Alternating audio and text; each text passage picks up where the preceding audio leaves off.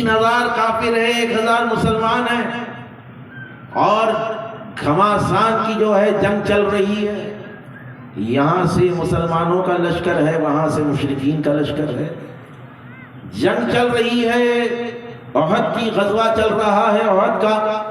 اتنے میں نبی کریم علیہ السلام کے دندان مبارک شہید ہوتے ہیں، حضور کے دندان مبارک احد کے میدان میں شہید ہوتے ہیں۔ حضور ایک پہاڑ کے نیچے چلے جاتے ہیں، پہاڑ کی طرف چلے جاتے ہیں، تو شیطان نے موقع پا کر ایک بھیانک آواز میں کہا کہ اللہ کے نبی شہید ہو چکے ہیں۔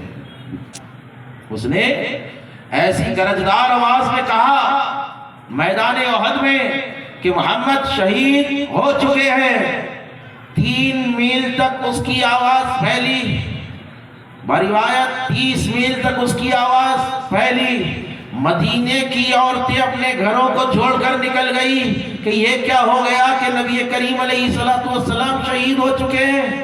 کئی لوگ باہر بھاگ رہے ہیں کہ اللہ کے نبی علیہ السلام کو شہید کر دیا گیا ہے۔ صحابہ نے اپنی تلواروں کو چھوڑ دیا اور گریہ وزاری میں لگے ہوئے ہیں کہ جس کے لیے لڑ رہے تھے وہی شہید ہو چکے ہیں۔ سیدنا صدیق اکبر جنگ کر رہے، کسی نے آ کر کہا کہ ابو بکر تلوار چھوڑ دیجئے۔ کہا کہ کیا ہوا؟ کہا کہ اللہ کے نبی شہید ہو چکے، اب لڑ کر کیا فائدہ۔ حضرت فاروق اعظم نے جب سنا تو تلوار کو روتے ہوئے چھوڑ دیا اور کہا کہ جس کے لیے لڑ رہے تھے وہی نہ رہے تو لڑ کر کیا فائدہ۔ حضرت عثمان غنی نے تلوار پھینک دی اور کہا کہ جس کے لیے لڑ رہے تھے وہی نہیں رہے تو لڑ کر کیا فائدہ۔ صحابہ کے ایک ایک فرد نے اپنی تلوار کو چھوڑ دیا اور گریہ وزاری کرنے لگے ہیں۔ یہاں پر کافر جشن منانے میں لگے ہوئے ہیں، مشرکین ناچ رہے ہیں، جشن منا رہے ہیں کہ محمد شہید ہو چکے ہیں۔ صحابہ رو رہے ہیں، امہات المومنین رو رہی ہے، صحابیات رو رہے ہیں، ایک گریہ وزاری کا عالم چل رہا ہے۔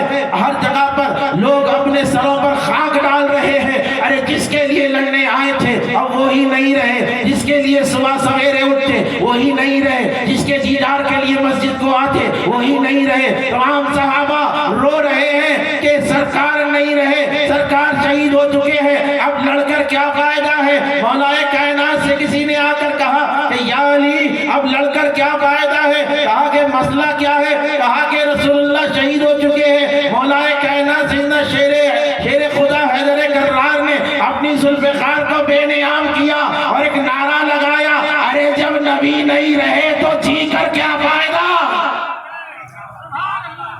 جب نبی نہیں رہے تو جی کر کیا فائدہ۔ ذوالفقار لیے ذوالجناح پر سوار ہے اور تلوار چل رہی ہے، ذوالفقار حیدری کافروں کے سر گاجر مولی کی طرح کٹتے نظر آ رہے ہیں۔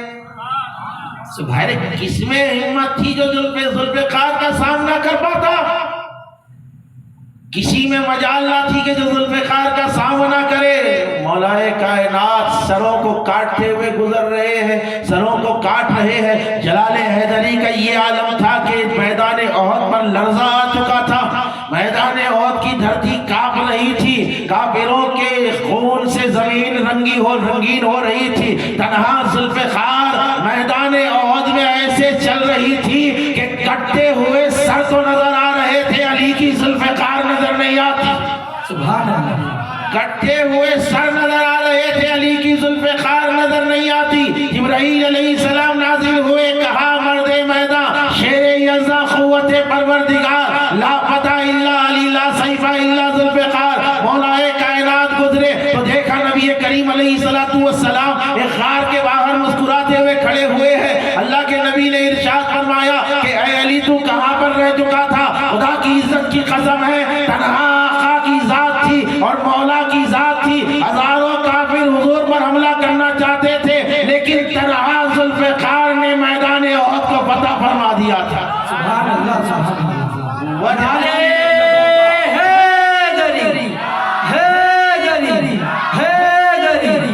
وجعل لی من لدنک سلطانا نصیرا۔ اے اللہ مجھے طاقتور بہت بڑا نصیر عطا فرما جو میرے دین کی مدد فرمائے۔ خدا کی عزت کی قدم ہے، مولا کی